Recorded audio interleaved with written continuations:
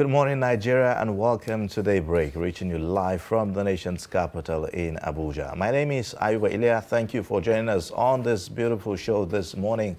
And of course, it's a Wednesday morning. We look forward to quite a lot. The week is still in the middle of it, and is the first week of the year.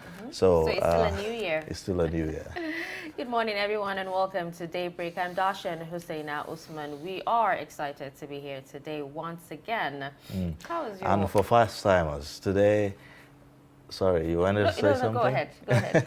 All right. For first-timers, you know, this is a show you want to watch every weekday, 7 a.m. to 9 a.m. And on weekends, we also do this Daybreak Extra, and it happens, begins from 8 a.m. to 10 a.m. to 10 a.m. So you have nothing to miss, really, when it comes to catching up with latest events. All right, today on the Daybreak, President Buhari appoints Doyin Salami as Chief Economic Advisor, and we'll also look at the inflation rate as it affects Nigeria's economic recovery, plus issues around youth, politics and governance as the 2023 elections approaches.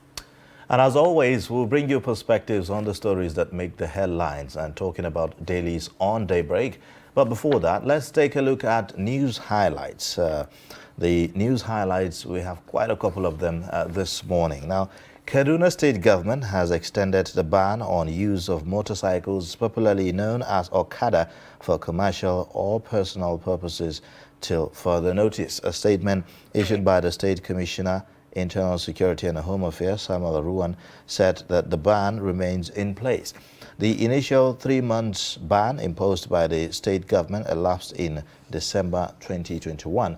The government took the decision 3 months ago as part of measures to curb banditry in the state. He said that the state government will continue to empathize with citizens over the ban and implores all residents to comply fully with these measures in the interest of general security.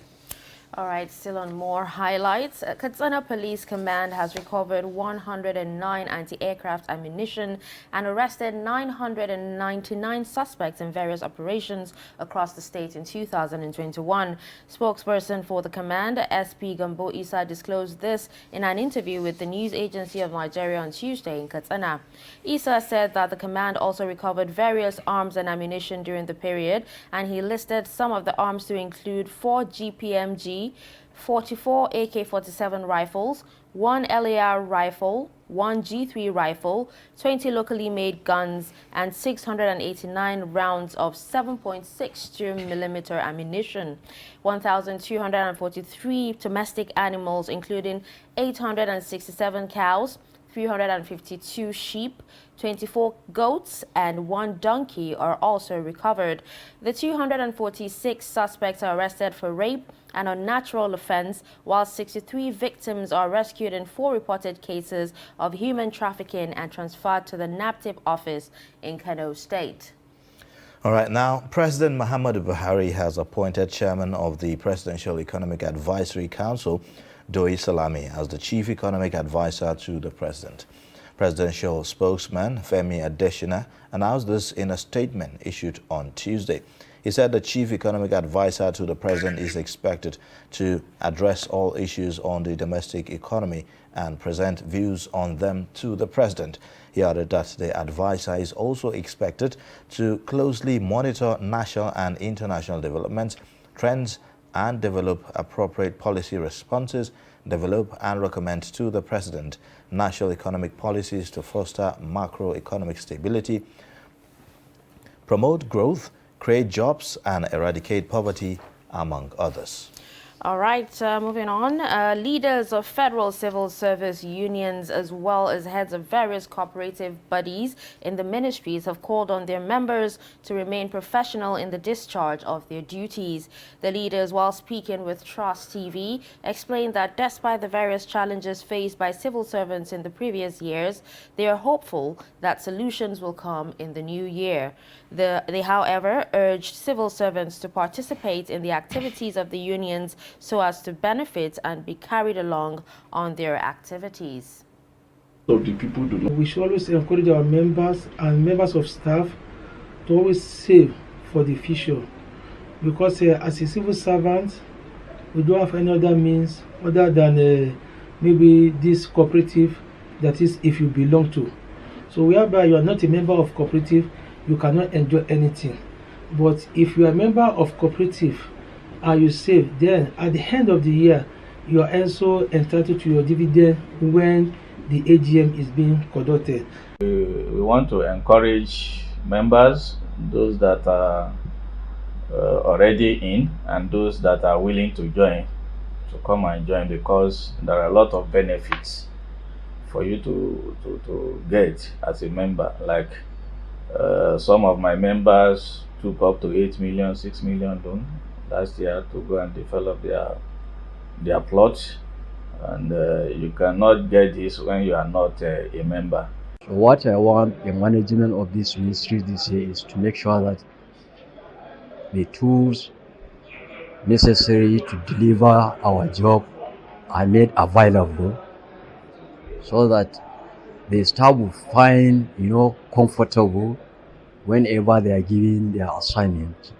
I call on them to work hard to keep up, maintain the tempo of last year, working, to keep up to standard they have set up, so that the goals and the mandate given to the ministry by the federal government will find us updoing, will deliver those mandates.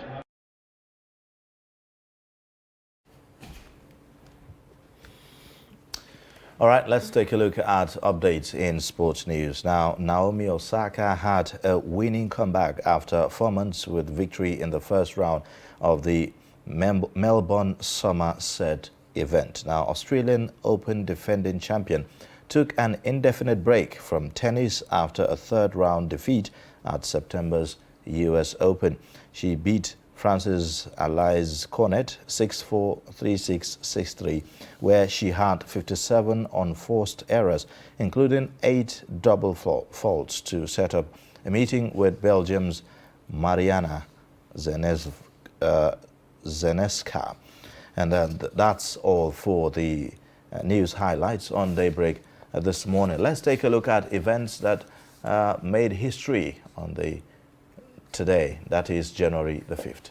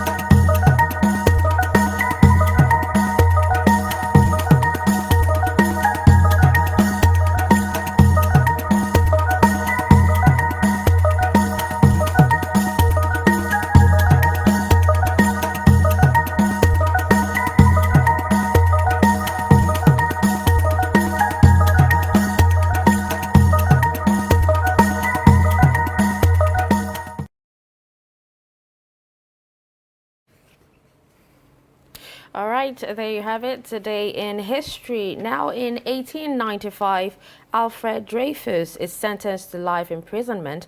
That's the French artillery officer was accused of treason, and he was later exonerated. And in 2005, not too long ago, the solar system's largest known dwarf planet is discovered, and the discovery of Eris, which is the name of the planet, ultimately led to the International Astronomical Union downgrading Pluto, which has roughly the same size, to a dwarf planet.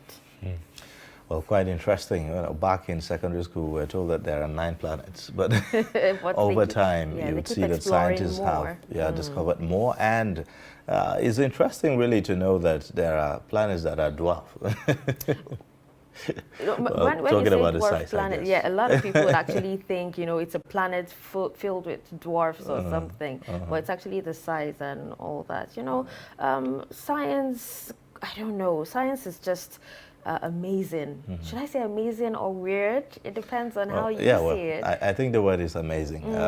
It's God's gift, to humanity, that people are able to research and people have that intelligence and curiosity, to be able to dig and research, not investigate, give up, just keep going.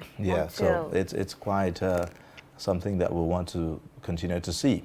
The world has evolved mainly because of scientific discoveries and definitely. Innovations. So it's quite commendable. Now let's take a look at the dailies on Daybreak, and we have in the studio to give us perspectives Director Training, Voice of Nigeria, Ben Sheman.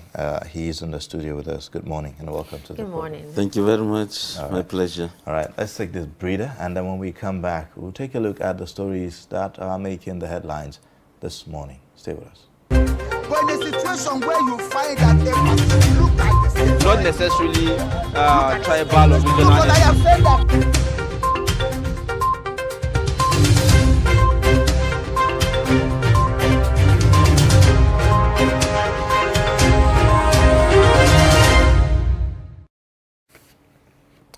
All right, thank you for staying with us. And if you're just joining, you're watching Daybreak, reaching you live from the nation's capital in Abuja. And now we'll begin with the Daily Trust newspaper this morning, and quite a number of stories there.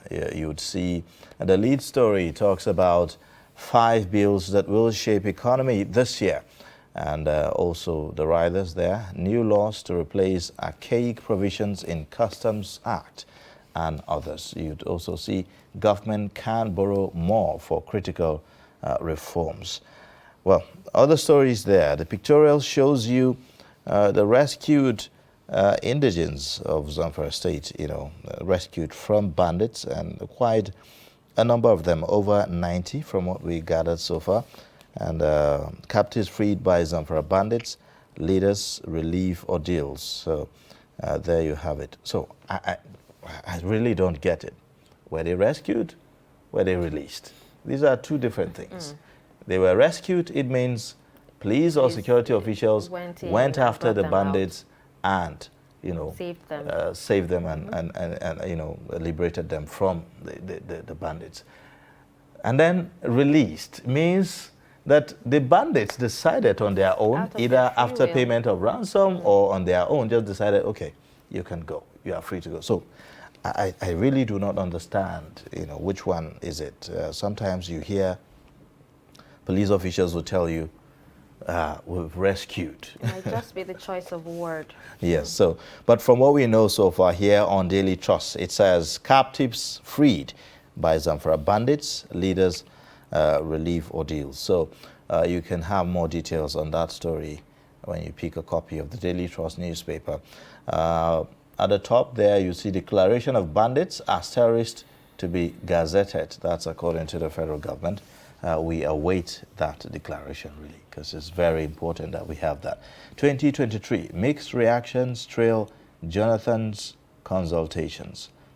All right. Concerns as AEDC removes faulty meters, places Abuja consumers on high bills. You'd also see at the very bottom also, Buhari appoints Doyin Salami, Chief Economic Advisor. And then that's on page 5. NAF appoints branch chiefs, air officers commanding others. You would also see police recover 109 anti-aircraft ammunition in Katsina. These are some of the stories that made the headlines this morning.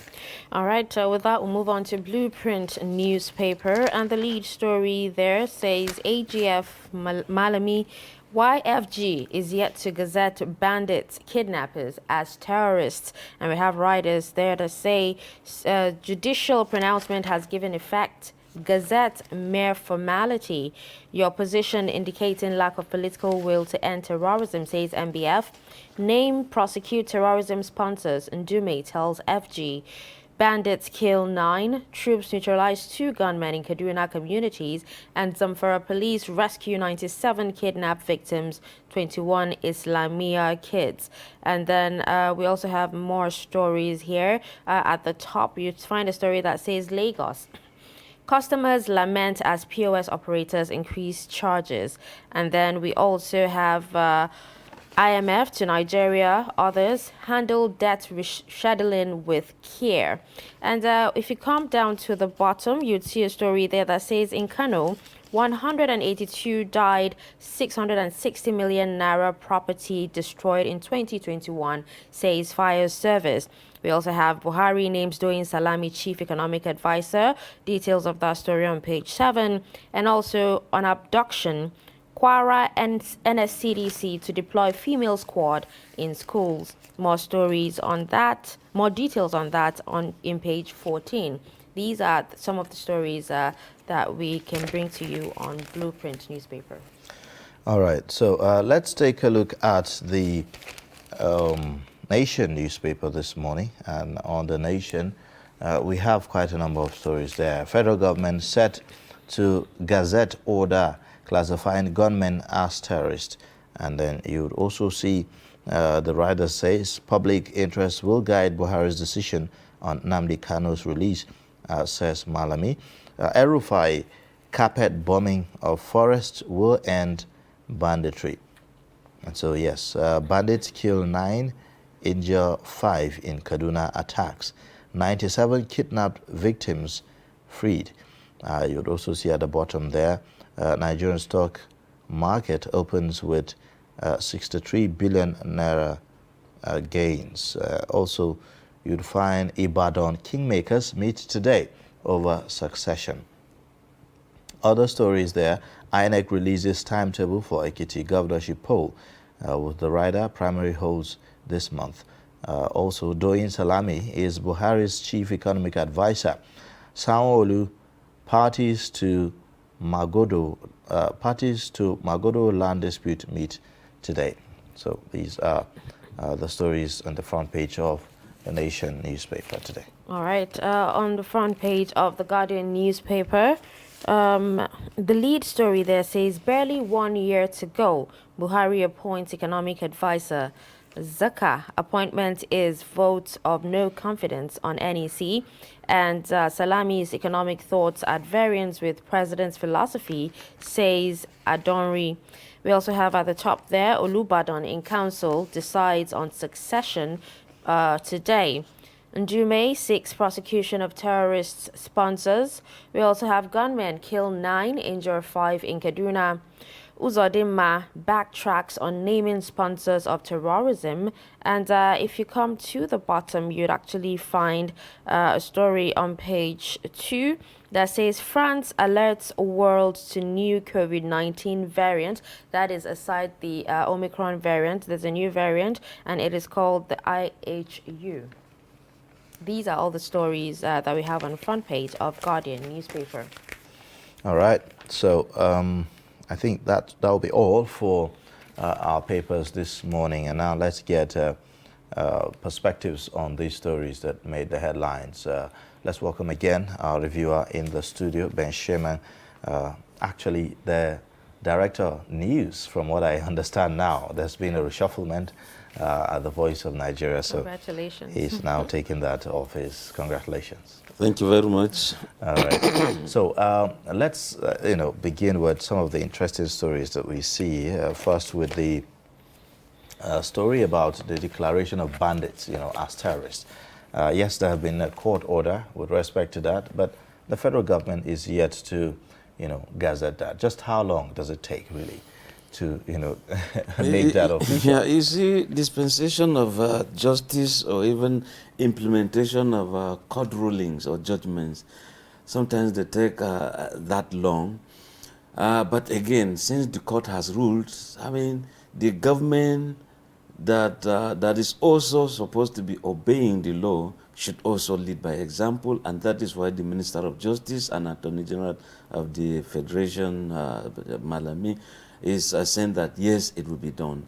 But honestly, when that is done, we expect that there has to be a game changing, the tactics and all that stuff.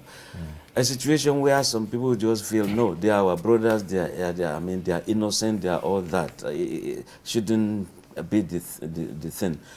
We expect that the Super Tucanos, we are seeing that the Nigerian government has also persuaded the U.S. government to allow the Super Tucanos to be deployed to where there are bandits. Because before now, the U.S. was always saying that the Super Tucanos were bought to fight against Boko Haram in the northeast. Therefore, I hope that they were not programmed in such a way that they will not perform in any other place except northeast of this Is that a condition, for the purchase of those Super Tucanos in the first place? You see, the U.S. deciding where to deploy, those aircraft. Honestly, I don't know what the phrases or clauses will say in terms of this contract, but principally they said we needed this equipment to fight Boko Haram. But suddenly Boko Haram has changed base and tactics, and you could see that they're also moving with this Islamic State for West African province. So, of course, there has to be a change. Talking about tactics, we're also seeing, some captives have been freed. And from what the information that we're getting, the feelers we're getting from these released captives is that the bandits are under immense pressure from the military, looking at the bombardments that have been taking place, in those areas, and that certain strategies like the banning of the sale of fuel in jerry cans and all of that is quite yielding results. They say that they are complaining really how that is really affecting their operations and all of that. So maybe we should see more of such tactics. Do you think so? Yeah, absolutely. And communities should be careful about and be observant when it comes to some policing aspect on their own part. What do I mean? When a man who is selling tea by the roadside and someone appears motorcycle and buys everything, that is suspicious. If you have a medicine store pattern, or you're selling some pharmacy store, someone buys almost every medicine in that store, be suspicious. Yes, that guy should be taking something to the forest. And having said so, yes, the pressure is that much. And if you look at the cohesion the armed forces have, the Air Force is there in the skies, the Army on the ground, and the state secret police also doing their job. So it's a good thing. But again, people should also try to support the country's military.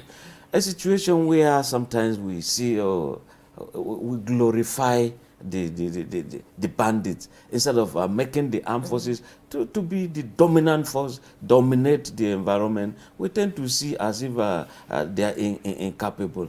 And again, when we're saying some bandits have released or the police have released, whatever it is, some people have been set free.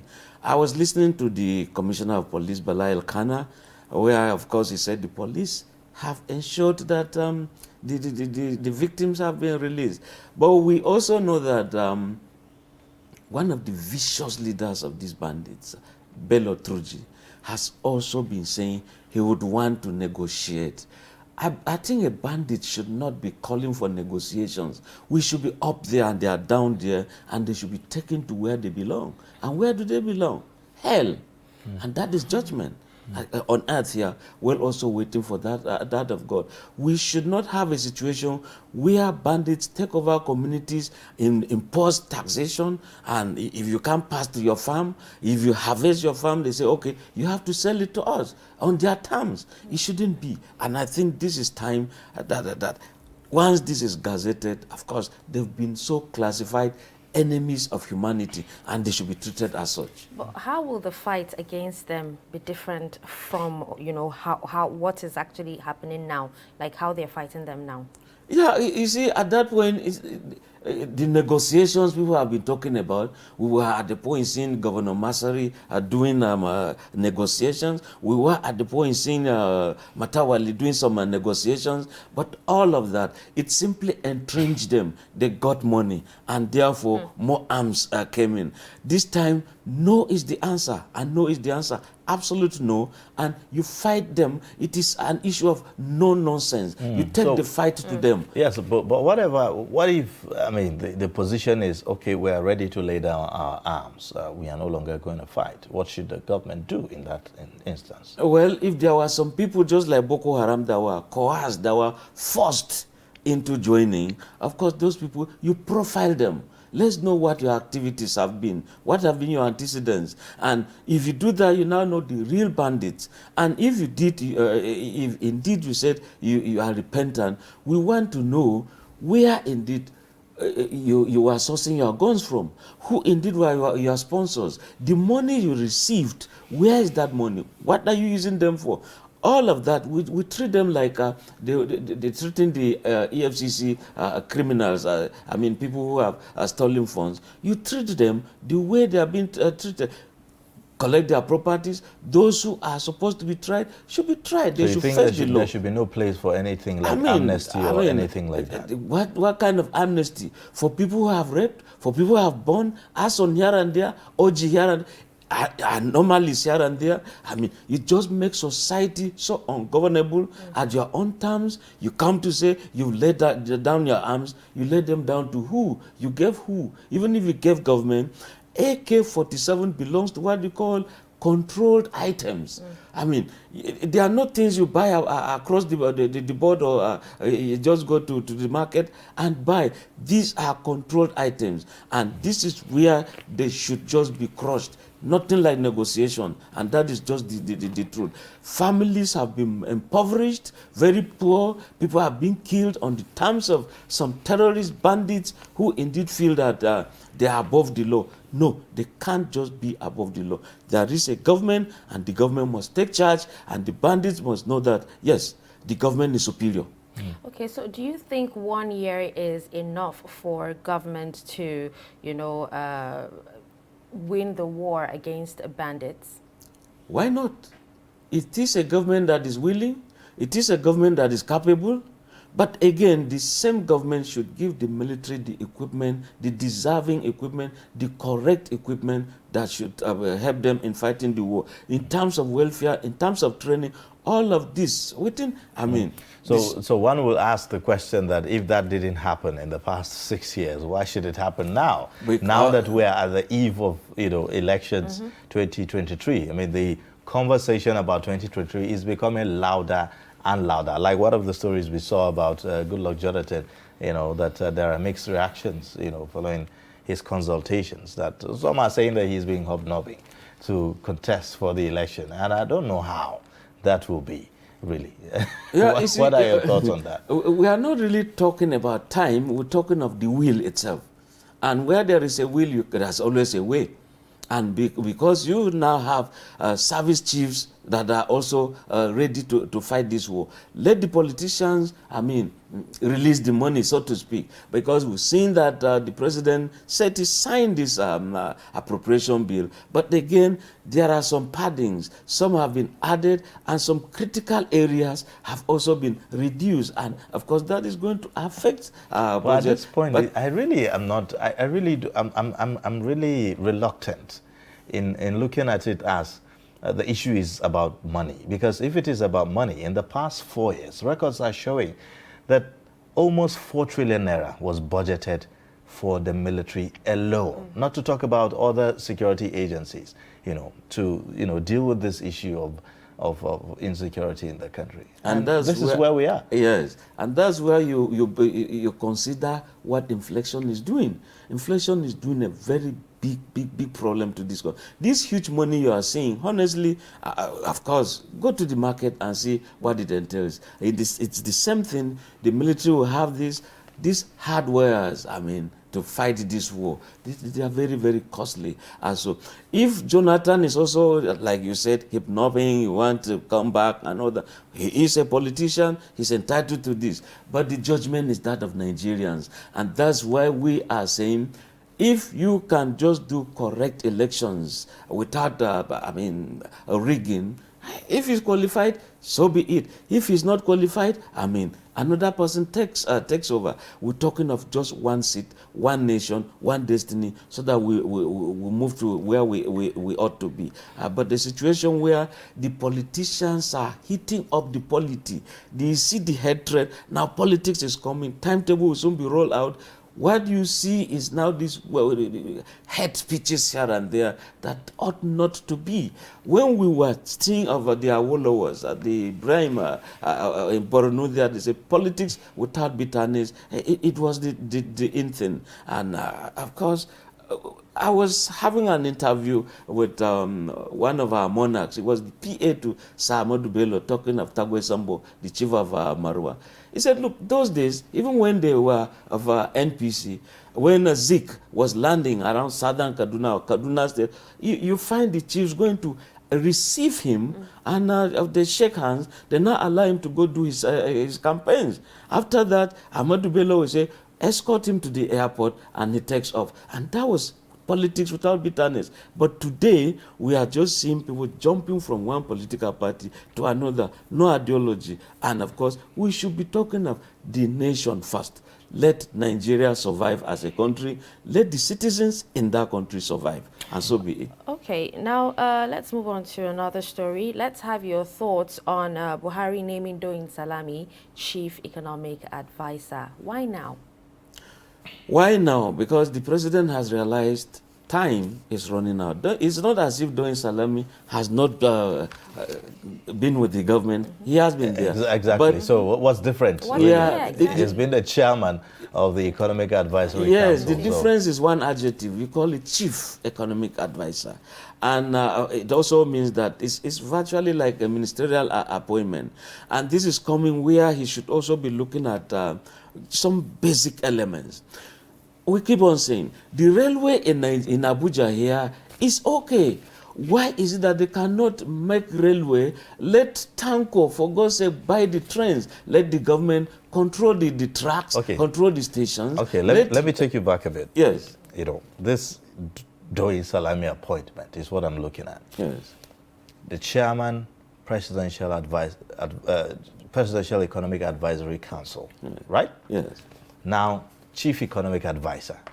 So what was he doing as the chairman, Presidential Economic Advisory Council? Don't forget that that council was headed or is headed by the vice president, I think.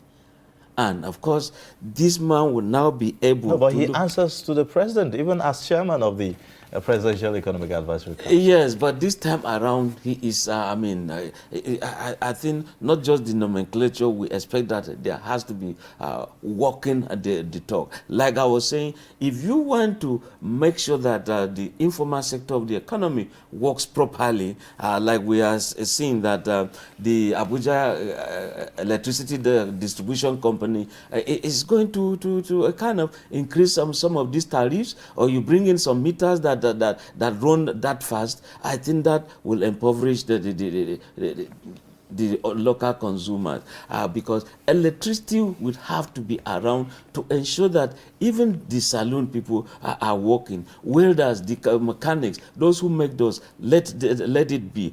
And of course, we should expect that.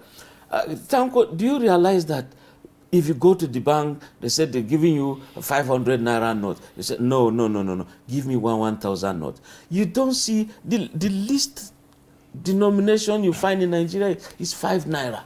Is it even visible these days? And that also I can't tells you remember when last I something. saw. That also tells you something 5 naira, about 10 naira, yes, 20 naira. that also Those tells ones you seem to be in extinction. exactly. That also tells you something about inflation. We believe in this round figure kind of a thing. If you must buy something, it's 10 naira. There's nothing like 14 naira. There's nothing like 13 naira. No, this round figure kind of a thing. It is not good for the economy. So this is where Doyin Salami should also be looking at. We should look at transportation. Some unions just wake up and increase prices of things. They just say, look, this is what our union has decided. The vulcanizers, this is what we have decided. I mean, taxes, we say, we are now charging this to that. I mean, that tells you quite a lot that some people should be in charge. You go to the market, no, this is the mudu we use in measuring. We have now increased it. Who is this we? There has to be some boards to control some of these things. And the local government, therefore, has to come into. And this is where the National Assembly and the Chief Economic Advisor should come in. Work in concert with the local governments, work in concert with the state government to ensure that there is always harmony in some of these measures or measurement. In fact, there's also a unit in Ministry of Industry, weigh and measure. They should be able to go around to see that things are done according to law. Okay. Well, very interesting. Yeah. All right. Now, I don't know, should I say I'm scared or it is scary because just a few months ago, we were, the Omicron variant, was exposed and, with a lot of controversies and all that. And right now, France is actually alerting the world of the new COVID-19 variant, which is IHU. I don't know. Let's just have from one variant to another. Exactly. So it looks like there's no end to it. There's no end to this, and that's also challenging our scientists that they should always be ahead of some of these things. And again, we don't know the way, the nature, the manner in which this will be contracted. We don't know the way and manner in which they could be spread, a kind of. And will it be airborne this time? Will it be, water or by mere touching? Again, this is where the WHO and Center for Disease Control, virtually in every country, will have to be up and doing. Scientists should come on board. And like I kept saying, and we have also said it here, when Corona-19 broke out, the Nigerian government set out some huge funds and said, look, professors in universities, research centers, this fund is available for it, for that. Apply for it, get this money, go to the drawing board. And of course, we are not hearing anything at all concerning that. We expect that scientists should be telling us some breakthroughs. And even if there are some, those we tend to say native doctors, we don't know who can cure this thing. After all, when we say pharmacy, there's also pharmacognosy. And this pharmacognosy will come from shrubs, from plants, from barks of trees, from roots, from leaves, from extracts from vegetation. So if they can cure something, why not do something? That is it. So let us not be scared. The same science that discovered this, the same science will cure this. And again, it now depends on what we, particularly the developing world, Africa, we tend to always go the beggarly manner. We are even fighting. Why is the world withholding this vaccination? Why are they buying in excess? What is wrong with our own scientists? We should be able to also do something. All right, let's take a quick break now, and then when we come back, we'll be continuing our discussion on the program. Please stay with us.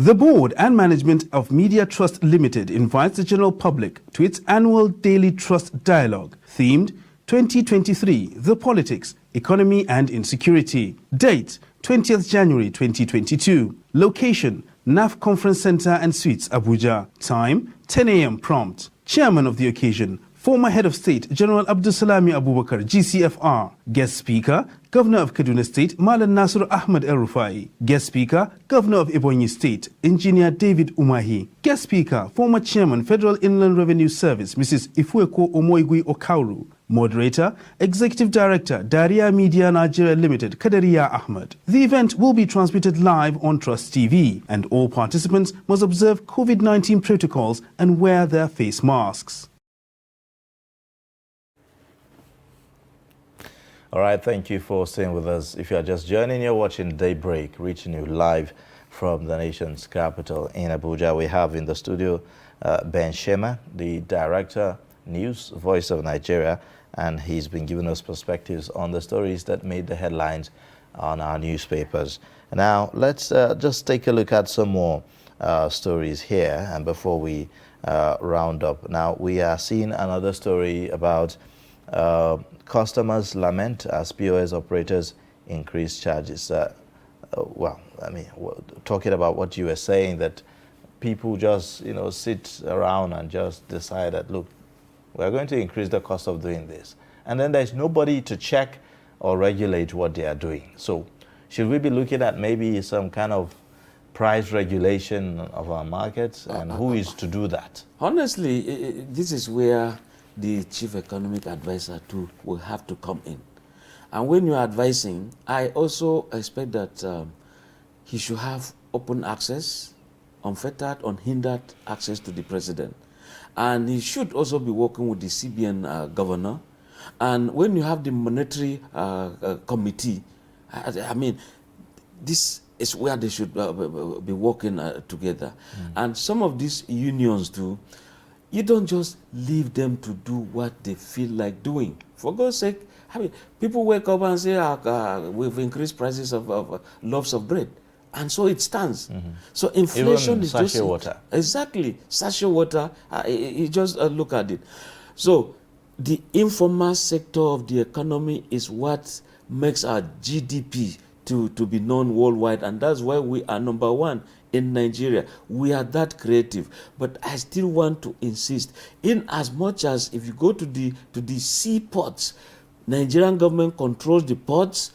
We also and they allow people to buy ships and do business. If you come to aviation industry, yes, they have the airports, and individuals are buying aeroplanes.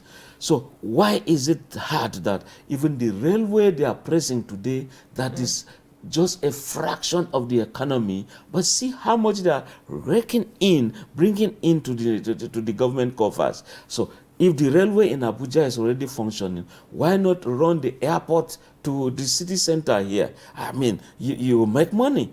Allow people to buy the coaches. Allow people to buy the trains. You control the tracks, control the stations.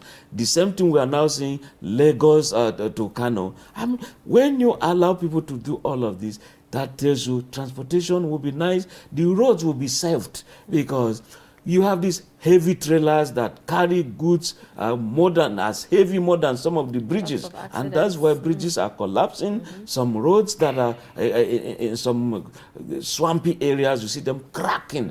So the railway will do quite a lot. One train can represent how many trailers? That is very good. And we are seeing dry sea ports. I mean, ports ought to be by the water side, but today we are seeing them hinterland. If they are in Kaduna, they are in Gombe, they are in Kano, it also means that things could be taken from the seaport by rail to Kano, to Kaduna. And of course, that saves a lot in terms of even accidents. You see petrol tankers, explosions here and there. that will be a thing of the past. But you're talking about railways, and then recently we've actually seen the railway that's actually ticketing aspect, marred with a lot of irregularities, racketeering, and we've seen how the free ticketing, the few days that was given for free access to the trains actually came with a lot of negativity, a lot of people taking seats of others, even despite the fact that, they don't have tickets. A lot of people being allowed into the trains without tickets. Do you think Nigeria is actually ready for that kind of development? Hussein, you see, I'm a villager, and we use village proverbs. They say the fact that a man died in a stream does not mean that the community should not fetch water from that stream and use it. I want to see that the beginning of the scenario you painted was the teething problem. They were trying to adjust. But today, I've had reasons to go to Kaduna by train. Of course, you sit down in your house and book your ticket. You have the number. It is sent on to you. And when you reach there, it's just like boarding an aeroplane. You reach there, they ask you for your number, you show them, they fly it over some machine. Of course, you have some clicking sound. Yes, it is genuine. You pass in there. And when you are on board the train, ticket checkers will come and actually confirm. Again, they all tally. So, yes, when it was free, people would just want, I'm a citizen, so be it.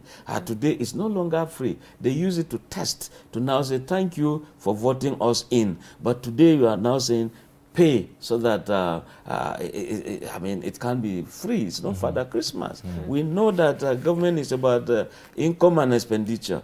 But again, let us, like I said, have private people also run this. If government wants and you want to have a ride by government train that should be subsidized, so be it. You take that. If you have Husena and Tanko Limited and they are having a train business and they have the trains and theirs is higher, it's for Nigerians to choose, and that is how we're going to ensure that the economy is booming.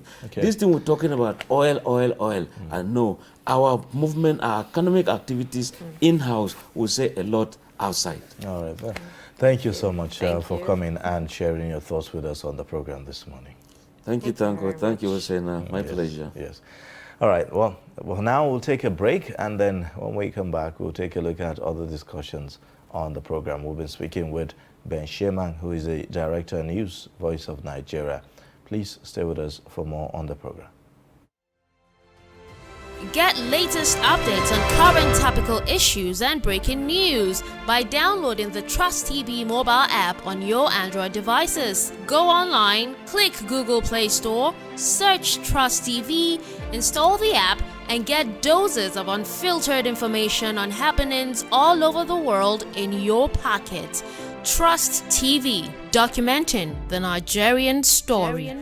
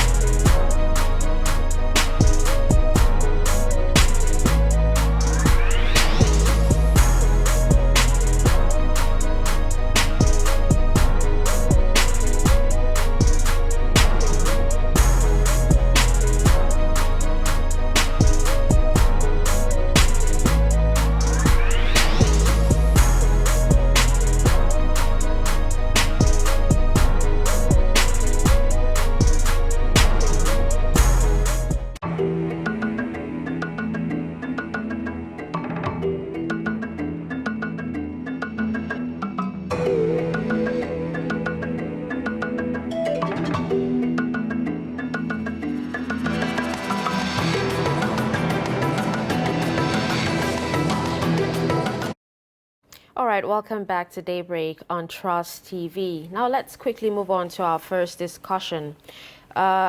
President Muhammadu Buhari appointed chairman of the Presidential Economic Advisory Council, Doyin Salami, as the chief economic advisor to the president. Now, we'll focus more on how well the Presidential Economic Advisory Council performed their responsibilities before this appointment and perhaps the time frame left for this particular administration. Now, an economist, Mukhtar Imam, joins us now in the studio. Good morning. Thanks for joining us. Thank you for having me. All right. So now talking about this particular move, let me ask again, why now? And how smart is this move? Smart, in terms of smartness, I think that's relative. It's subjective, depending on whom you are asking. But I think in the president's wisdom, this is the right time to have somebody in that capacity come on board. As far as the man himself is concerned, he's an economist par excellence. He has shown his capacity in various strands. The latest one was his position at the Presidential Economic Advisory Committee, a place where I was privy to. Dr. Salisu Adaya, who is the secretary of the committee, is a very close friend. So basically, I think he has shown capacity in various fronts. A lot of the reports, a lot of the white papers that came out of the retreat, which the Economic Advisory Committee basically had here in Abuja, were far-reaching pointers to where our economy should be, projections and predictions about what should be done. And I think they did quite well, significantly. Now, the question is the policy drafts that were developed in the course of the retreat of that committee and all of the investigations and all of the jobs that were done. To what point have they been implemented? How do we see the sustainability of some of these plans is where the question lies. Okay. Exactly, which is why I'm going to ask you as well that what is he going to be doing differently from what he was doing as the chairman, Presidential Economic Advisory Council? Well, for me, it's a change of office. So yes. Maybe you should explain to us, as ordinary people on the street. Well, the idea is to elevate his status, first and foremost. Secondly, is to expand the term of reference, basically his mandate, to ensure that he has the capacity as the chair of the Presidential Economic Advisory Committee. As the name implies, it's a Presidential Economic Advisory Committee. The responsibility of that committee was to work within a particular time frame, come up with the summation of a document that speaks to how the economy should be run. But it was specific in terms of its reference. Now, his current status is basically one that is more encompassing, more elaborate. It also speaks to the fact that he will be able to have a one-on-one with the president.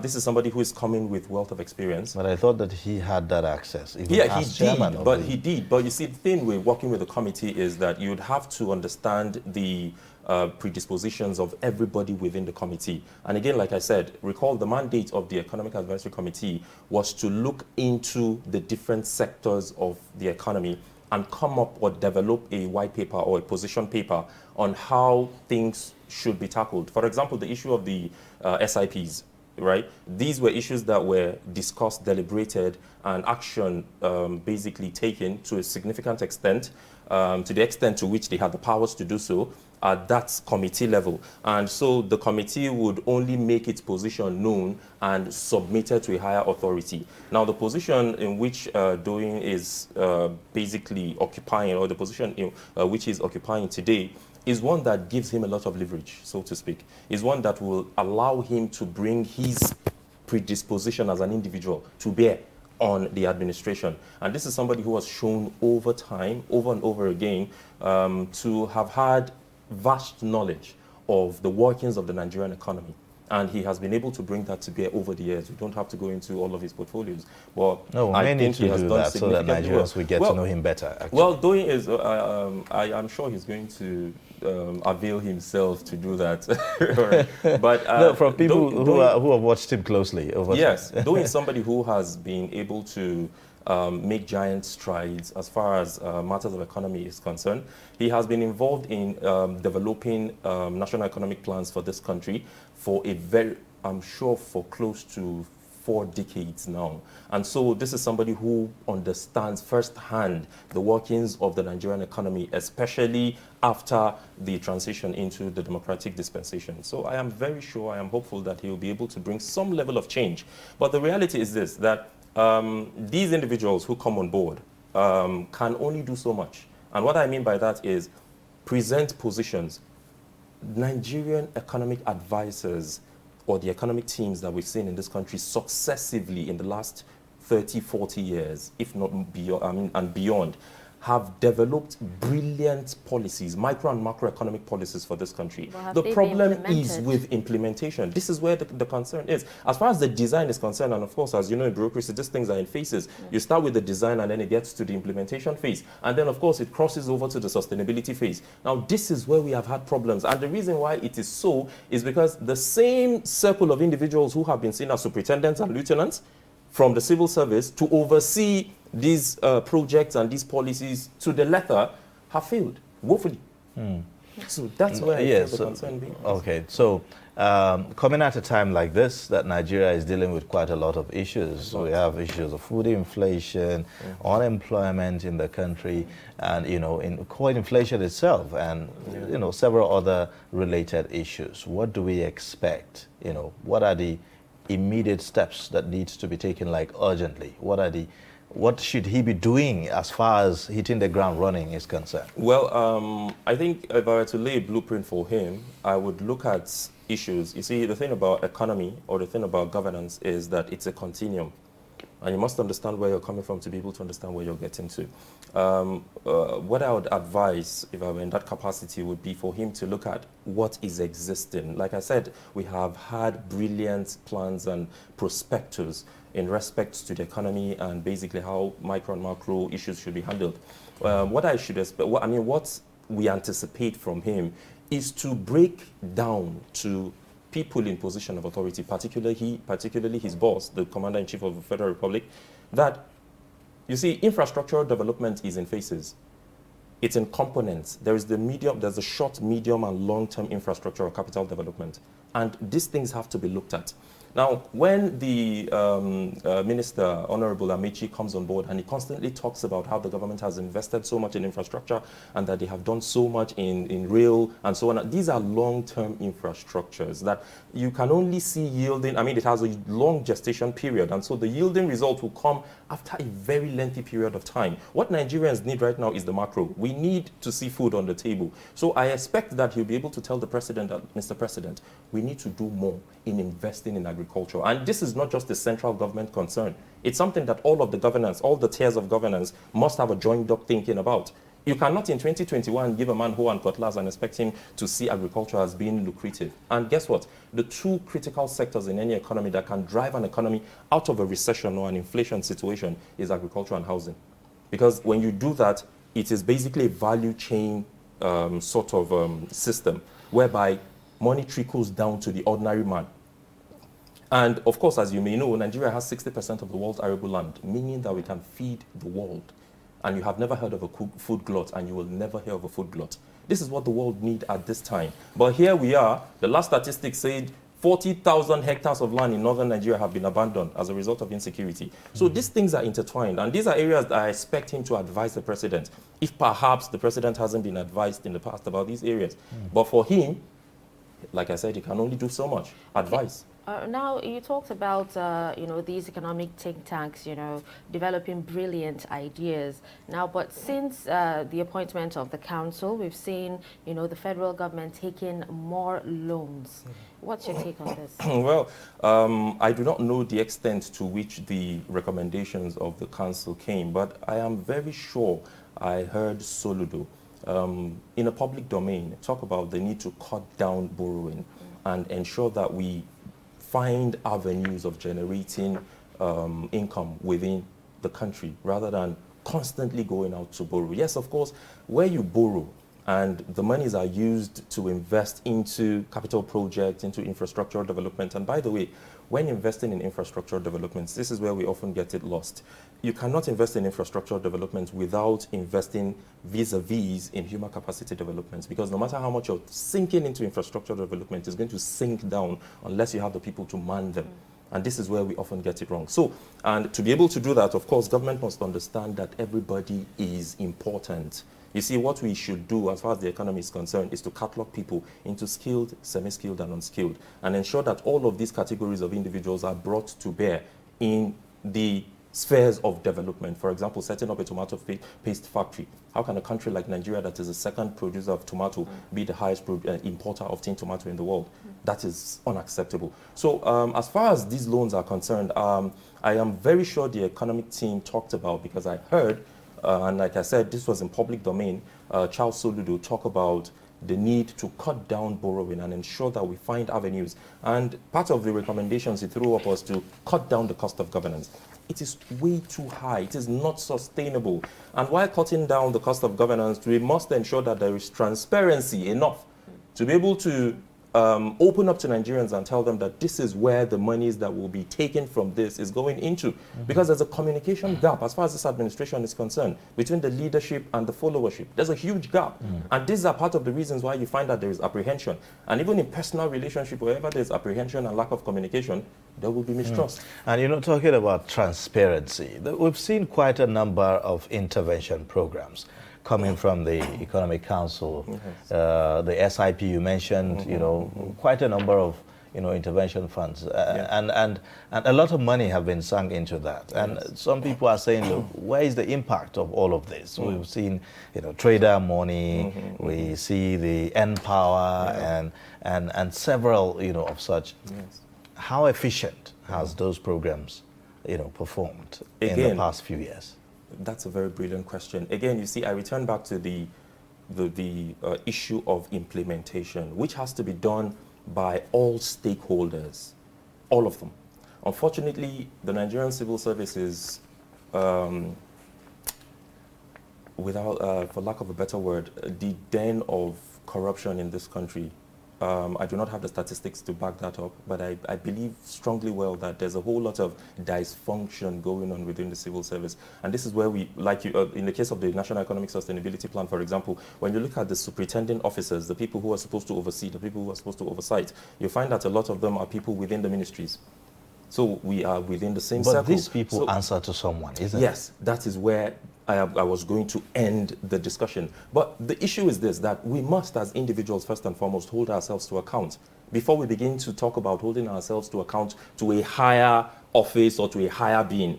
Until and unless we begin to change our social psychological conditioning as a people, opening up ourselves, committing ourselves to acts of transparency, to superior authority, to the people who put us in position of authority and who should hold us to account will be quite difficult. And we will continue along this circle.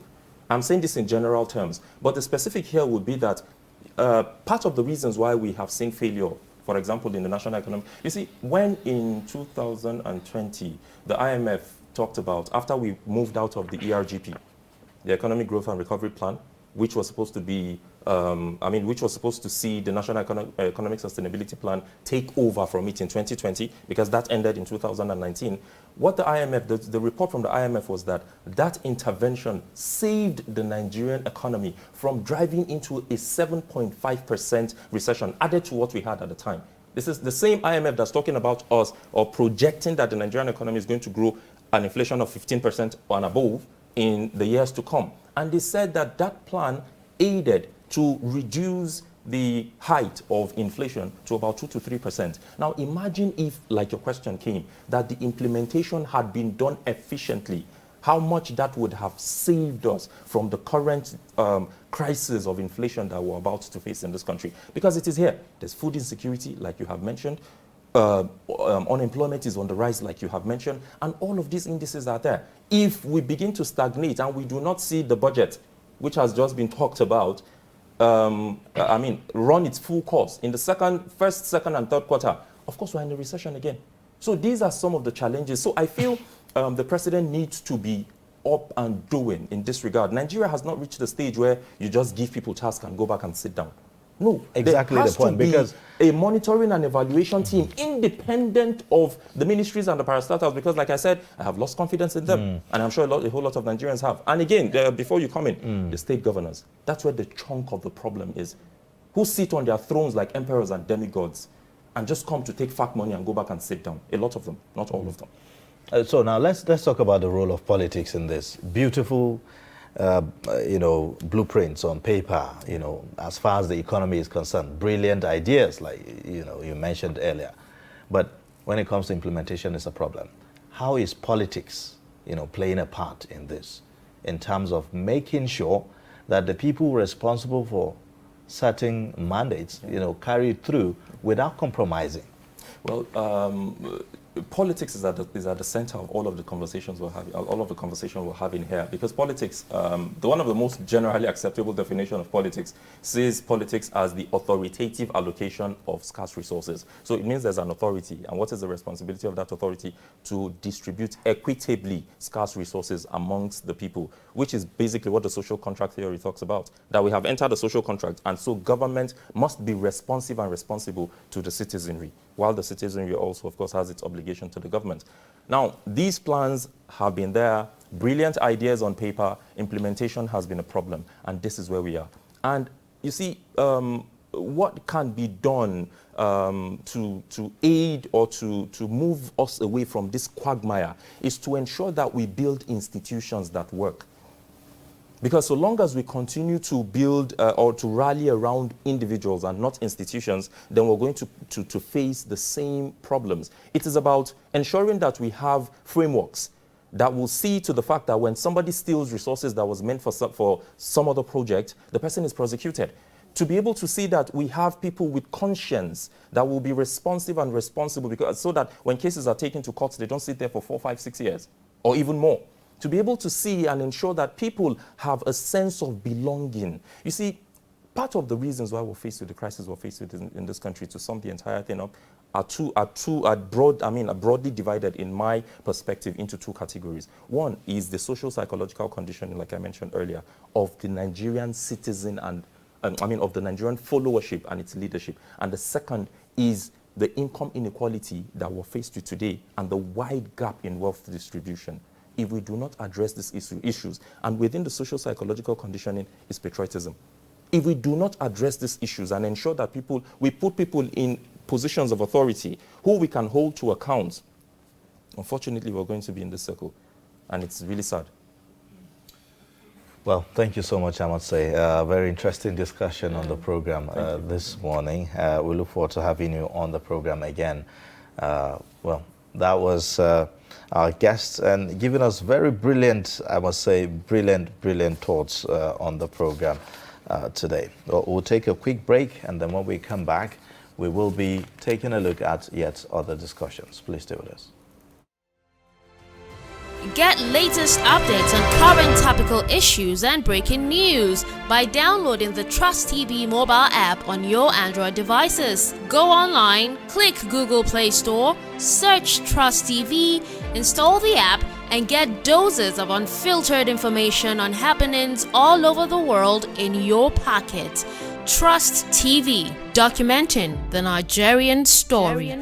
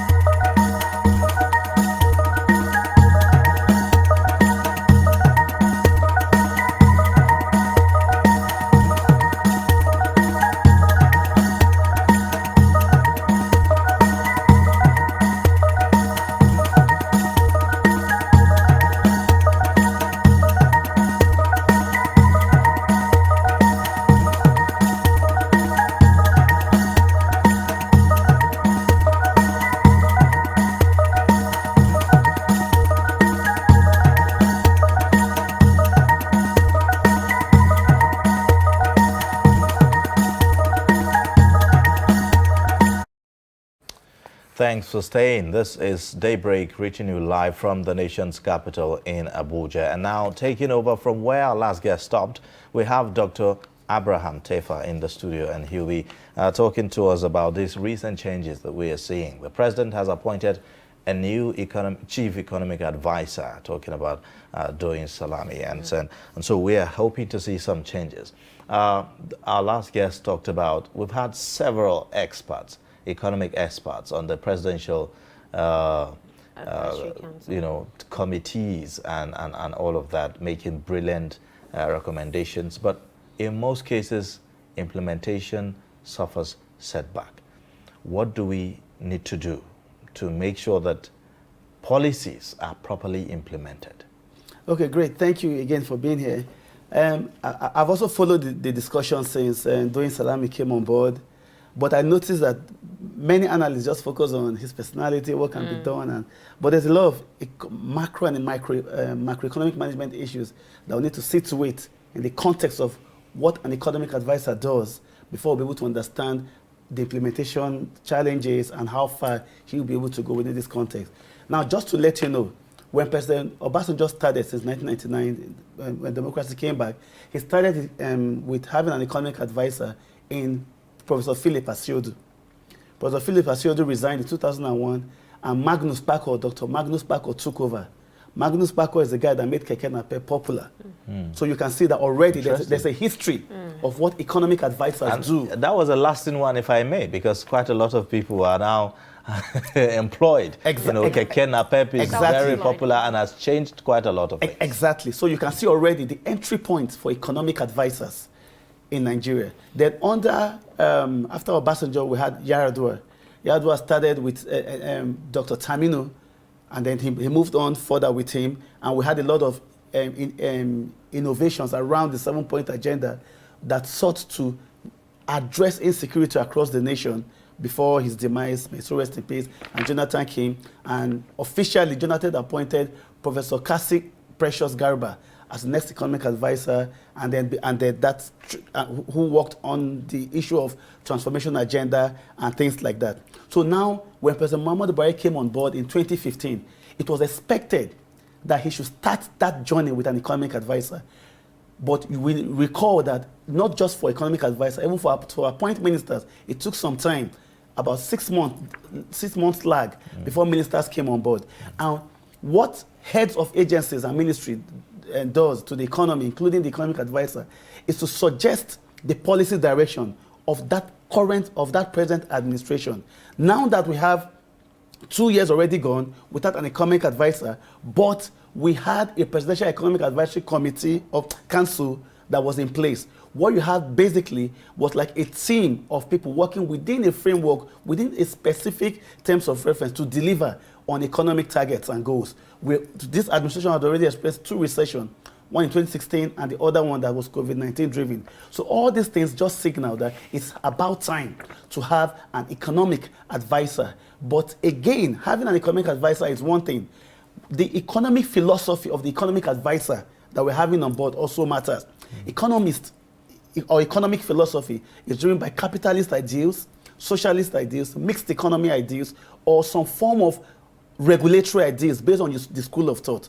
So it's important to understand that our economy as it is right now is one that is seeking to be private sector led, but at the moment it's still heavy public sector dependent. And if you look at Professor Doyin Salami's history, he has a very rich history, I beg your pardon, in financial inclusiveness and financial services, meaning that he's among those people that advocate for the need to reduce financial exclusion as a panacea for economic development. Talking about time, how much time do we even actually have? This is barely 1 year or 2 years to the end of this administration, and we're having a chief economic advisor now.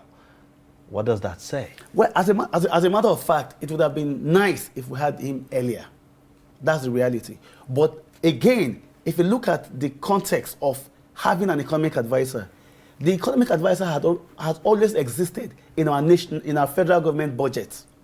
In 2020, there was a budget for the Office of Economic Advisor to the President, and that budget was 55 million. It had a an overhead component of 37 million and a 17 million component for capital projects. Who was economic advisor then? Exactly the question I wanted to ask. Is it a virtual economic advisor? We had a budget under the presidency for office of the chief economic advisor. That budget was 46 million, mainly for overhead, not personnel. They've never had a budget for personnel from 2020, 21, 2022. So they had a budget of 46 million in 2021 for overhead, for office of chief economic advisor. 2022 that we are sitting on right now also has the same 46 million for office of the chief economic advisor. It was there in the appropriation bill, and it was there when it was signed as an act. So who was the chief economic advisor? So there's a lot of, to be honest, there's in the context of fiscal space, there's a little bit of confusion on the operationalism of the office of the chief economic advisor, because on the budget he has always existed. That office has always been there.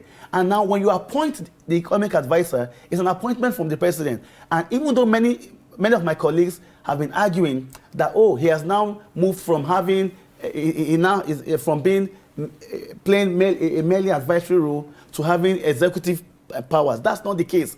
Ultimately, he will still just be advising. And if you recall what President Obasanjo said, you can advise, but he must not take that advice. You know, I started off the show by asking our previous guest about what is the chief economic advisor going to be doing differently from what the chairman of the Presidential Economic Advisory Committee has been doing. Speaking as economists, what he should be doing differently now, currently, with this remaining 2 years or 15 months left, is very simple. And I hope this message gets to him, because the time is small. Right now, the country already has a national development plan. The economic advisor will now need to identify which areas or which partnership to build with MDAs, with the legislature, with the judiciary, with civil society organizations, with labor, with organized union, on how they can partner to at least lay the ground, begin steps that will enable the country towards implementing the National Development Plan. Basically, for now, that should be his first takeoff, because that National Development Plan is there for everybody to key into. So he now needs to partner with MDAs. I know many analysts don't see MDAs playing a very nice role in implementation, but they are still the government vehicle for the implementation of government projects and programs. So he needs to partner with them on what can we do to help us at least take off with the National Development Plan for 2022. He also needs to partner with the National Assembly to identify in the National Development Plan areas of that plan that needs legislation to strengthen their implementation. For instance, $40 per barrel for crude oil for the entire period, but no framework for excess crude account. He will need to partner with the National Assembly to strengthen that and to put in place that kind of legislation. He also needs to partner with CSOs and labor to ensure that government policies don't have negative effects on workers and welfare. These are the kind of partnership. So in the first 1-2 months, I expect the Office of the Chief Economic Advisor to have stakeholder meetings, because already the way Nigerian economy is structured, CBN as an institution is by its own self economic advisor to the government. Federal Ministry of Finance is by its own status economic advisor to the government on fiscal matters. There's National Economic Council headed by the Vice President. There's FEC that meets every week. So he needs to partner, in other words, have engagement with all the stakeholders to sort of have a harmonized view that he can now sell to the president on what we can do to ensure that we implement the National Development Plan. Why the organized aspect of our economy is very saturated with a lot of economic think tanks and advisory councils and MDAs and ministries playing role, the economic advisor will also need to prioritize the informal sector. And already he has a very nice track record if you check his academic publications in financial inclusion services and stuff like that. How to partner with the bottom of the population who constitute mostly the largest part of our poverty pyramid, to see how we can help bring out some of these people, most people out of poverty. So how to penetrate grassroots economic policies, to carry macroeconomic policy to micro units to ensure that policies translate into impact on households, women, persons with disabilities, boys, girls, reduced out-of-school children. These are the areas that he will need to prioritize within the time frame available. Okay, so what happens to the economy when the next administration comes in and there's no continuity? And that is why most of us who are stakeholders in the economic governance space, we always want to advocate for economic policies that are to the extent possible anchored on legislation. Once an economic policy is not anchored on legislation, you cannot force the next administration to continue. It's just his choice. For example, you can see the effort the president is making to ensure that the budget is passed within January 1 to January 31st, but it's still not anchored on any legislation. So the economic advisor can also begin from that point to coordinate the work between the president's office and the National Assembly towards a bill for an act to ensure that budgets are passed within January 1 to January 31st, so that, according to your question, the next president or the next administration will also be mandated or made to adhere to that timeline. So generally, the economic advisor's job is to ensure that you take into consideration every factor within the macroeconomic blocks as we build it on consumption, investment, government, export, import, and net export, to ensure that it helps to overall achieve the goal of economic growth and development for that particular administration. Okay, you know, there's something that is of concern to me when we started this discussion. A lot of people have pointed to that 6-month lag, you know, at the initial administration of these, the initial tenure of this administration. The lack of making those appointments as, you know, part of the reasons why Nigeria even went to recession in the first place, and some of the economic woes that we have had to suffer, you know, as a result of that. Do we have anything that mandates the president to say, you must, you know, within this first 2 weeks or within this first 3 months of your assuming into office, must appoint, you know, cabinet members, and also see to the appointment of certain key, you know, advisors, such as the economic advisor or something like that? Okay, no, at the moment there is no framework like that, but it is only rational for economic management to ensure that as soon as the president is elected, he or she begins to put in place his his team. And the essence of having a team, on your mark, get set, go, is to ensure that for every sector, who you are appointing determines the kind of investment that sector attracts. If you delay in appointing any head of agency or government office, what you have is that you are creating policy lag. And policy lag translates into delaying investment decisions. And that's why many of those analysts, like you said, are quick to link it to one of the factors that helped to accelerate our economy's deceleration into the recession at the time. But if you fast forward to now, it is better late than never.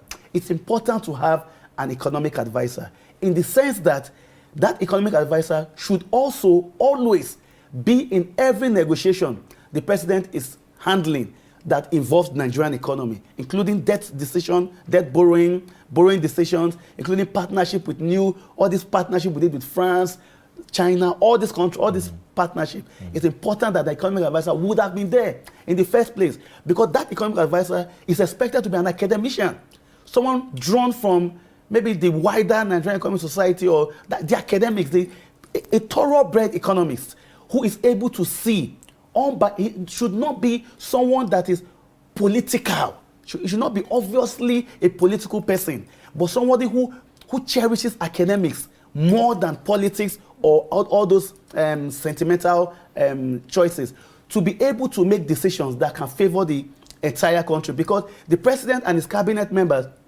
will make investment and decisions based on where they want the country to be. But that economic advisor is able to be like the sixth sense of that team, to be able to go out of that circle and think out of the box on things that can benefit the economy. So what I'm just trying to point out is things that the economic advisor can do within this 15 months. And like I said earlier, putting in place framework to ensure budget passage within 1 year, partnering with legislators, very important. Any other decision now that includes new borrowings, new debt, he should be part of it, to be able to see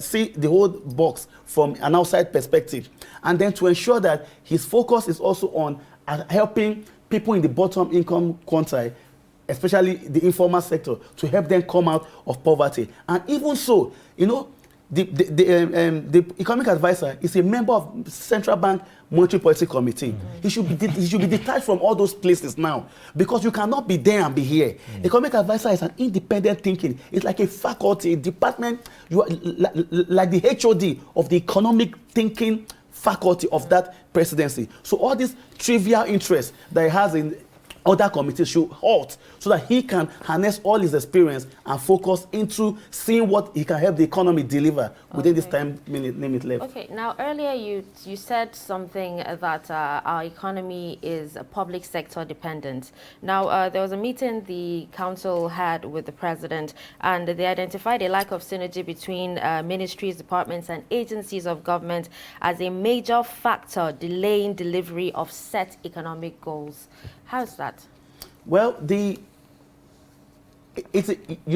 MDAs are the implementing arm of the executive government. Okay. Just a quick overview. The executive arm of government generally implements projects, programs, and all those stuff. National Assembly makes the law, which includes the Budget Appropriation Act. So these MDAs are the ones responsible for translating policy into physical outputs. So we still have MDAs running the show in terms of project and program implementation in partnership with many development partners and CSOs. Because as you see, the Ministry of Health, for instance, Agriculture, Education, they work with UNICEF, with DFID, with different partners to coordinate projects and programs. In fact, some MDAs even have CSOs helping them to carry out independent oversight and monitoring of their project, in addition to what the National Assembly does. So having a lag in appointing heads of agency will definitely slow the rate at which projects are implemented. For a simple reason, who will approve the releases? You know the way the budget works. That Appropriation Act that the National Assembly approves and that the President assents to is just an approved budget for that MDA. The approving signature comes from the head of that agency. So once there's a delay, it means there'll be the capital project implementation will stall. And that agency, head of agency, is just one signature, and one signatory, I beg your pardon, to request for releases. But after that request has been put forward, the Ministry of Finance still plays a huge role in releasing, in cash backing, before the MDA will now go to field to ensure full utilization. So these are some of the issues that the economic advisor needs to also come in to see what he can do at this time. Okay. Because again, the Ministry of Finance also plays a huge role in ensuring that MDAs comply with the overall spending framework of the government towards achieving the central economic objective of that administration. The economic advisor needs to also work with MDAs to know how they hope to panel beat their capital project implementation into achieving the overall national development plan. All right. Well, thank you so much, Dr. Tefa. Thank you very much for coming on the program and sharing your thoughts with us. We have to end it here at this point. Thanks so much. All right, now we will be taking a quick break and then next discussion talking about youth and politics. And we'll be having another guest to join us for that discussion. Stay with us, please.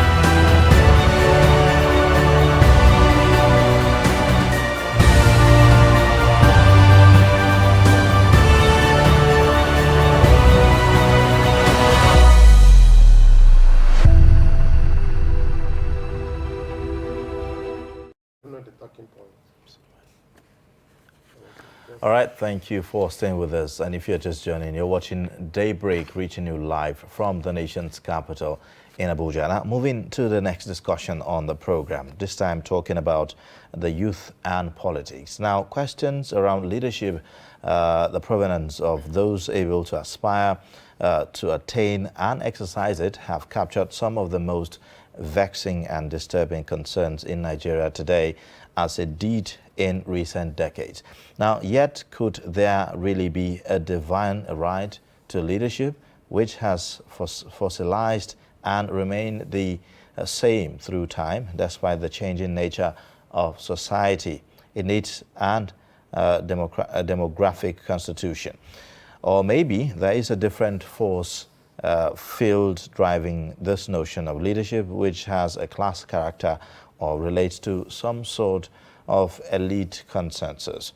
How much of this could be said to have defined and restricted the participation and then representation of youth in governance in Nigeria, while also inspiring various acts of resistance to this status quo? We have in the studio Dr. Arome Salifu, and he is the Executive Director, Africa Youth Growth Foundation, to take us through this discussion on the program. Welcome to the program. Good morning. Thank you. Good morning. My pleasure.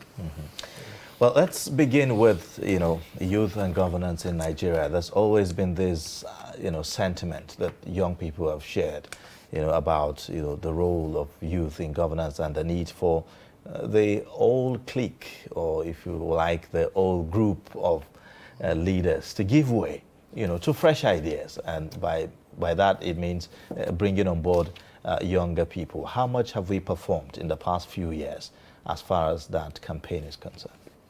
Okay, thank you so much for the opportunity to share my thoughts, with you this morning.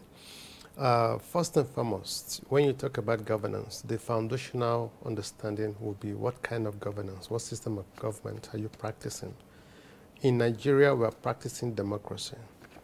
The definition of democracy is what? The government of the people, by the people, and for the people. Now, if you look at the youth demography, it constitutes about 70% of the total population.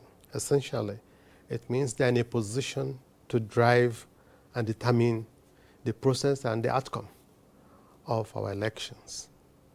And that is the leadership recruitment process we're talking about. And when you get the leadership recruitment process that is inclusive, then you can see that a sense of ownership and sense of responsibility on the part of the young people that constitutes the majority of the voting numbers. Now, the reverse is the case in this country, where the young people are used, dumped, and of course, even undermined when these people eventually get into offices. But of course, this situation, really is not new. It has been there in the last 40 years, in the last, let's say, 30 years, because before now, we know the role young people played, in the destiny of this country. If you look back, even before the independence, down to independence, all the persons that struggled for the independence and the freedom of this country were all young people, mostly in their early 30s or even less than 30, So now, how come that changed suddenly? Just imagine when, President Muhammadu Buhari was minister, then all the way to when he became, the president. Just imagine how old he was. You understand? Just imagine when T.Y. Danjuma, was a military general in the army. Just imagine when former President Olusegun Obasanjo was, a head of state. Just imagine, you can mention, these guys were all in their late 30s in most cases. The truth of the matter is that, we miss this at certain points in our political development, where young people, were relegated, used, and then the process continues till this moment. Do you think that the military juntas that we've had, before this current democratic dispensation has a role to play in positioning young people in that position where they are, in that category where they belong at the moment, in this democracy that we're talking I will agree with you in part because of the fact that if you look critically, you will notice that, as at 1999, the major actors were retired generals, persons who have benefited from the military system. And, the system of inclusion wasn't there before that time, where democracy was, entrenched in the system of young people, how they drive, how they engage, and process leadership. It was not democratic. So a lot of young people were not used to it. But when democracy, came in 1998, 1999, a lot of these young persons, struggled to find a pathway into leadership and governance. But of course, we all know that before then, a lot of these young persons were already, having economic, struggles on their own because the economic, opportunities were not evenly distributed, and of course it was not democratized, so to speak. So, without economic power, it would be very difficult for you to also have, political power, because you need the economic power to be able to have certain level of leverage to anticipate, and fight for, political power. And of course, power is not given, power is taken. So a lot of these young persons over the time has been victim of this vicious cycle of older persons who have been in the system, who have entrenched themselves in the system, who have gotten some resources to keep themselves recycled year in, year out, and then relegating these young persons, to the background and using them when they need to use them, in and out of every election. And that vicious cycle continues to this moment. But, there's always that point where young people would always want to say enough is enough. And that is what we saw in some cases like EndSARS and all of that. If you translate the energy of the EndSARS protest to political engagement, you could see that, of course, there could be a lot of, political revolution in this country because the older persons absolutely have no power without the young people.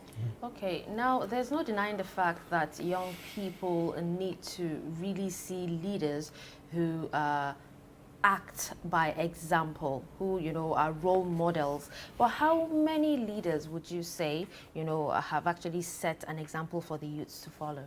To be honest with you, that is a major challenge. There's a huge lacuna in this regard. The absence of role models, in fact, actually, leading us to a worst case of bad leadership examples, in many cases.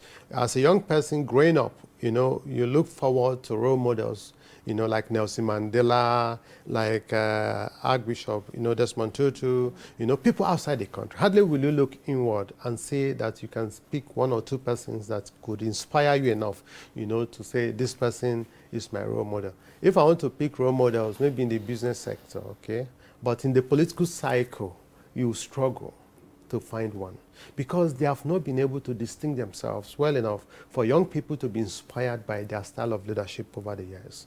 So that again brings to question, what kind of leadership have these people provided over the years? Because you shouldn't struggle to get inspired by people who have really provided leadership in your own generation. Okay, so that shows that truly our leaders over the years really have not done justice to the mandate given to them, to the expectations of the people, particularly the young people. All right, so what could be responsible for this? Do you think that there's a problem with the recruitment process of, politicians and leaders, and how is that process accommodating young people, the process of recruitment of political leaders? How is it, contributing to this discussion? Yeah, thank you. You see, the kind of democracy we practice, one, is not sustainable. Two, cannot guarantee good governance. Three, there is no sense of ownership, accountability, and of course, even participation. I will explain this. We don't have position or room for independent candidates in our electoral system. So everybody that wants to get involved in the political process must go through the political parties. So you now go to the political parties and have some sort of assessment of their own system and practices. Now, among all the political parties, before you can be able to penetrate, assert yourself, and become viable, strong candidate, you've got to have certain things in place. You've got to have the resources. You've got to have some certain level of community presence in terms of what you've done for the people, how the people like you, and so on and so forth, which of course is normal. But the major gap I see in the leadership recruitment process is the huge resources needed for you to be able to anticipate and aspire, to aspire to any political office in this country, to contest for any political office in this country. For example, you want to contest for local government chairman. It's either you have the resources or you have a godfather who has the resources. You want to contest for House of Reps, for a senator or state governorship or any other position. You've got to have the resources yourself, or you've got to have a godfather who is funding you through that process. Why am I saying that? Look at the primaries of political parties. You've got to make sure you have enough to source the delegates. If you don't have enough to source the delegates, forget it.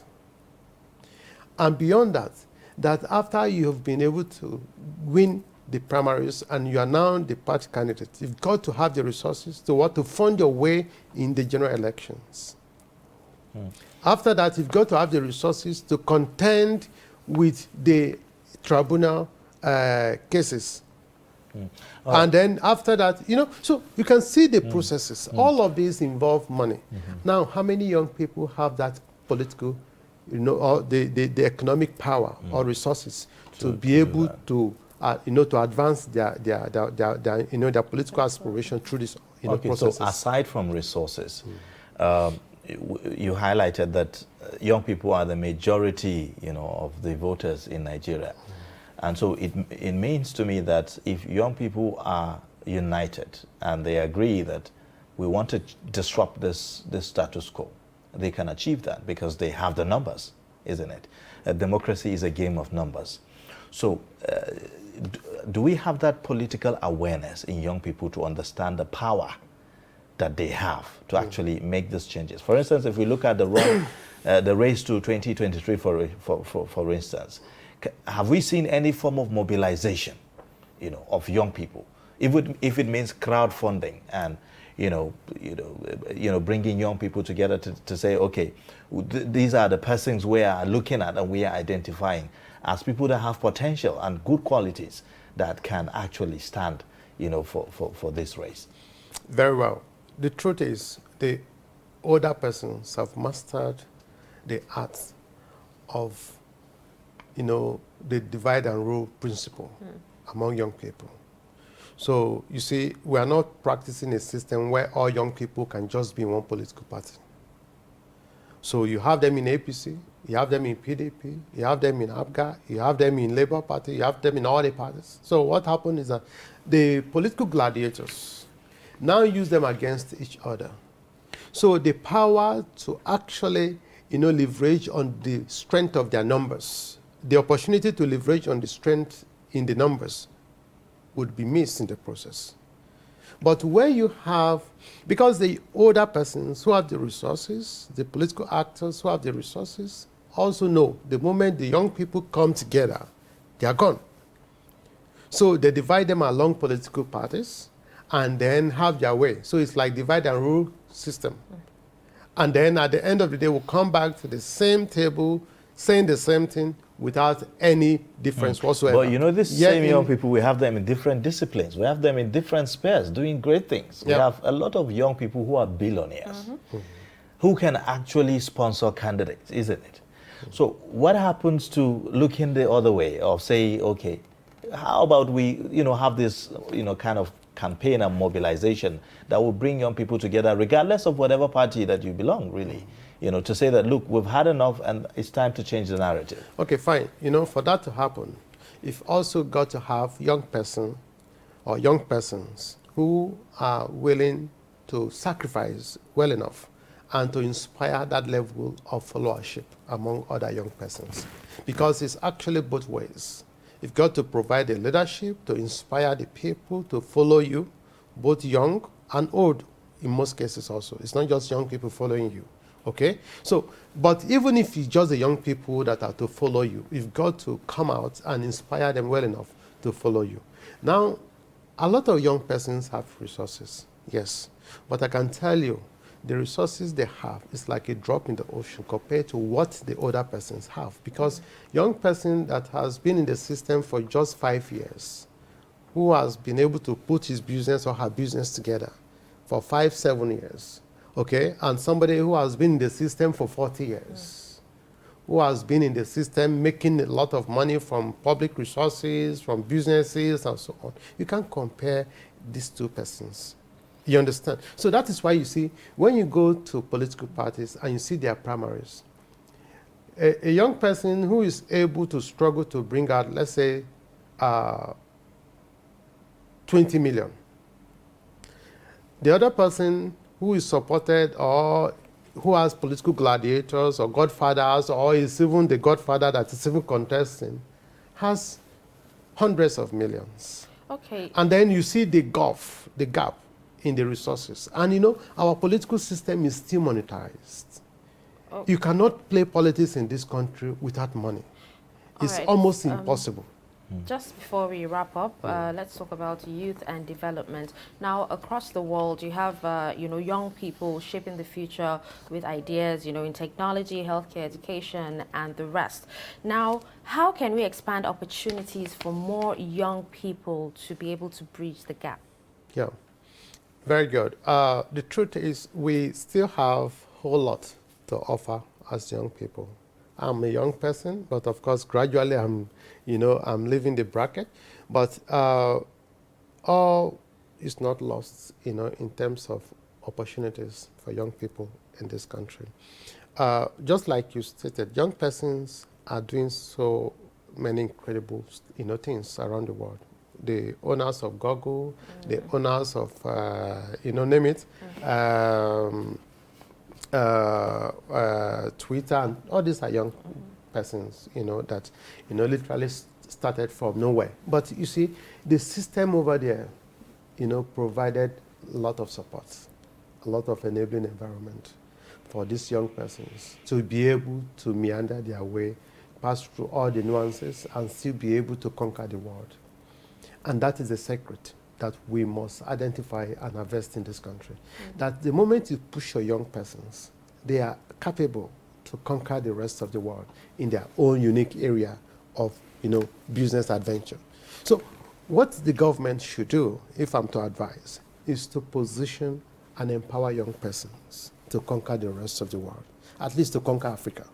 We have a lot of, environmental, opportunities now provided. For example, the Africa Free Trade, area, and the Free Trade Protocol has been, established, and Nigeria is a signatory. What that does is that for as long as we have young persons who are capable to create and add value to goods and services, they could actually market this around Africa without any, restriction. Okay. And so Africa has become the marketplace for and Nigeria has the population. With this huge number that we have, we can actually dominate the African market. Not just the African market, the entire global market over time. But we've got to empower these young persons with the right technology, with the right resources, and with the right level of support so that they can be able to do as we... And education, if I may add. Yeah, of course, education. Very important. Thank you so much for coming on the program. Thank you. We really, are inspired by your thoughts on the program today. We've been speaking with the Executive Director, Africa Youth Growth Foundation, Dr. Arame Salifu, and he's been giving us perspectives on the conversation about the youth and politics. Now, it's time for us to end the show. Because of our time, we cannot move any further. Yes, My name is Ayuba Ilia. Thank you for watching the show with us. Join us again tomorrow for another time on the program. And I'm Dasha and Husseina Usman. Have a wonderful day.